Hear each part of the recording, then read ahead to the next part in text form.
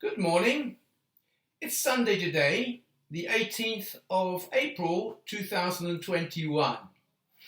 Today, this is the third in our series, our English fluency series, and today we're going to have a brief look at IELTS speaking task 1. It's the basic first part of 3 parts of IELTS speaking, and this is the first part.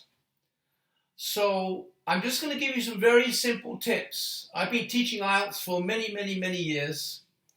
So I'm just going to share a few tips with you about how to speak. In fact, this is not just only good for IELTS, if you're taking an IELTS test, it's generally for speaking.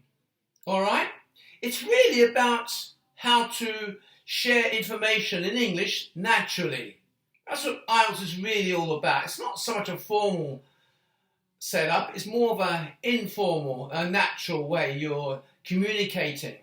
So the first thing to remember is that in the first part of IELTS, remember there's 3 parts. The first part is about you, your life, who you are. So it's really very personal, which is fine. So to remember, this usually takes around 5 minutes. And there's certain key things you need to focus on. Number 1, just be relaxed. Smile. Have a bit of fun. Be relaxed. And I'm actually going to give you a scenario, or pretend you're sitting in a cafe somewhere with the examiner and you're having a cup of tea or having a cup of coffee together. You're in a cafe. It's not formal. All right? It's an informal environment. And all that's happening is this person is just asking you about your life, your personal life. It's not serious. So be relaxed and smile and just almost chat. Don't talk. Chat. You understand? You see where I'm going here? Chat about those personal things. So, for example, if the examiner asks you something like, talk to me about your family. Don't say, oh, I have a father and mother, or something like that. Or I have 2 brothers. Be a bit more than that. Describe your parents, maybe very briefly, 1 or 2 sentences what they do. Maybe your brothers, whether they're older or younger. Sorry, brothers and sisters, of course, whether they're older and younger, and so on. Just a few, 3 or 4 sentences is enough. Just so they know a bit about your family. But when you're doing it, when you're giving this information, just be relaxed and smile. Look happy about your family. Don't look miserable about it, right? And it's informal. Remember the cafe atmosphere, all right? Or if you're an Indonesian, the warung. You know the warung, which is like a cafe where you eat and drink something. That's the environment you need to think. Imagine you're in there. Okay, so you need to smile. And it's also a good idea to make contact. Can you imagine chatting with somebody in a cafe and not looking in the eye sometimes? It's a bit weird, isn't it? So how about a smile, or just be generally relaxed. Look them in the eye. Don't stare. Just smile. Smile with your eyes. It's a good idea. And don't forget the body language. Use your hands.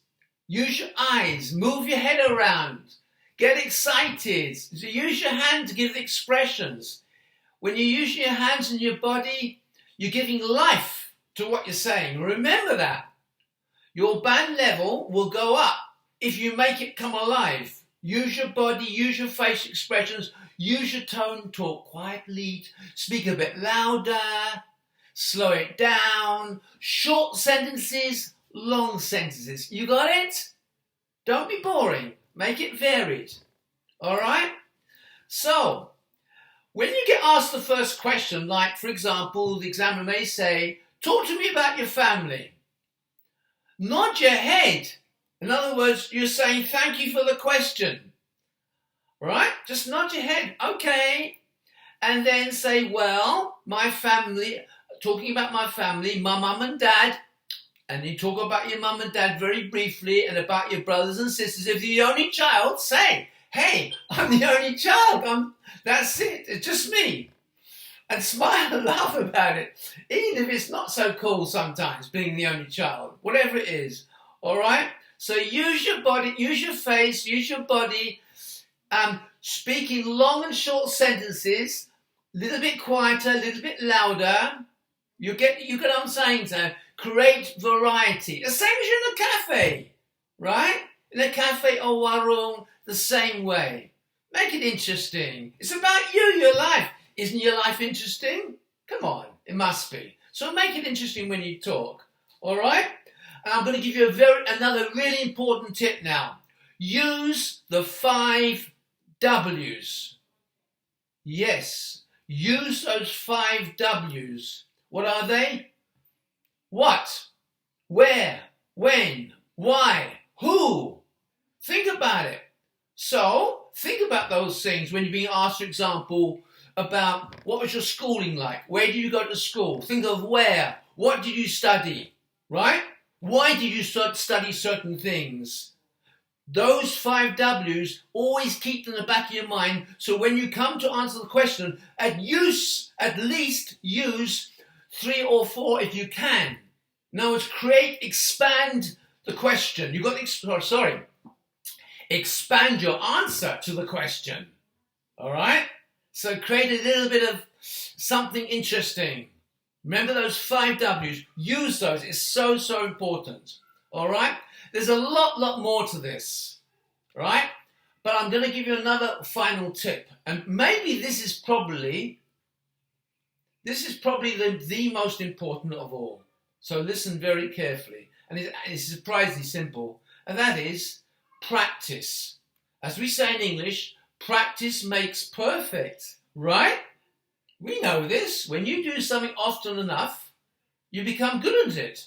Especially when you have fun and you enjoy it. You know, when you do something regularly, often, and you enjoy doing it, you usually get faster and faster and usually better and better. So how about practicing this?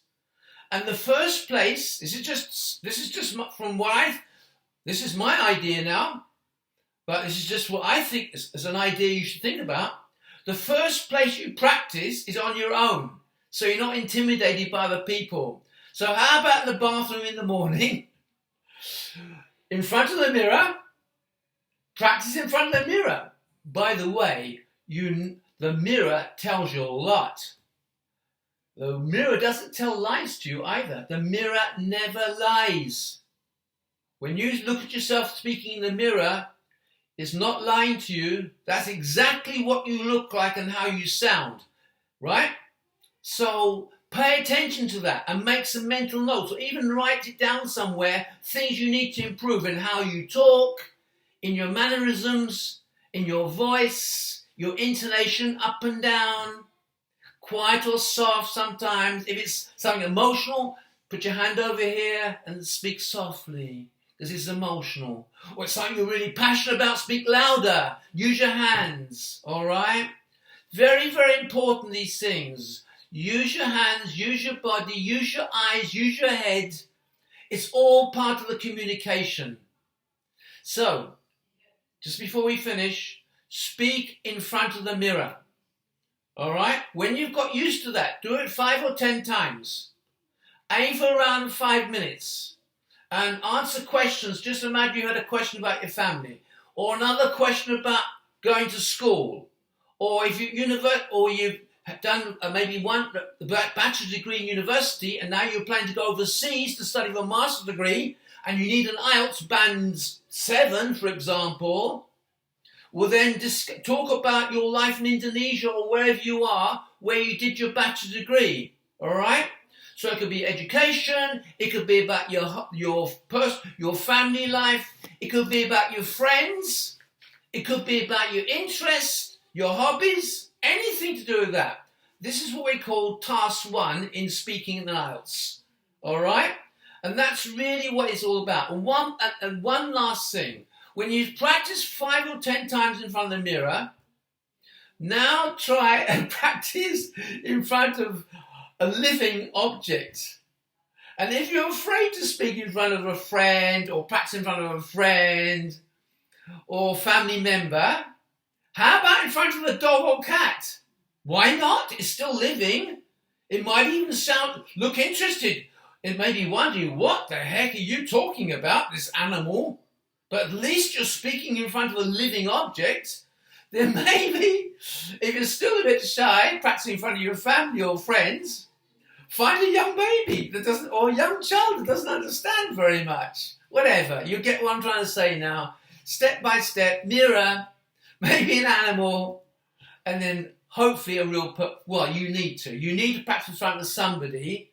And by the way, ask that person, like a family member or friend, don't be kind to you. Tell you exactly what they think, how it sounds. Be critical, in other words.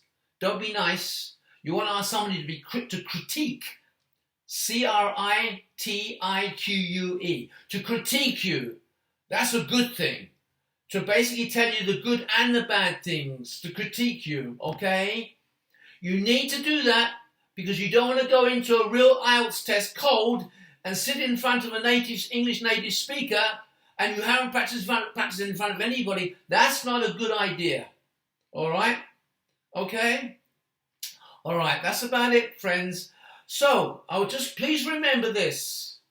If you'd like some help with your IELTS, so what I do, I teach on IELTS online, speaking, writing, reading, listening. I've been doing for many, many years, probably about 16, 17 years now. Not every day, but often. As you probably know by now, based if you've seen my other videos, I teach very young children, very basic English, and I go right up to a PhD. I work with PhD students all over the world. I love it's a whole range. So IELTS is part of that. It's probably halfway. And it's a very big deal. It's a very, very, very important international test. So if you want any help, contact me. Put something in the comment. Put your email address, your contact detail, whatever. Or follow me, or like me, whatever. And if you want some assistance, just put it in the comments. If you want me to cover something in IELTS which you find difficult or problematic, tell me. Put it in the comments, and I'll try and cover it in future videos. All right. So, friends, thank you very much, and until the next time we talk. Bye bye.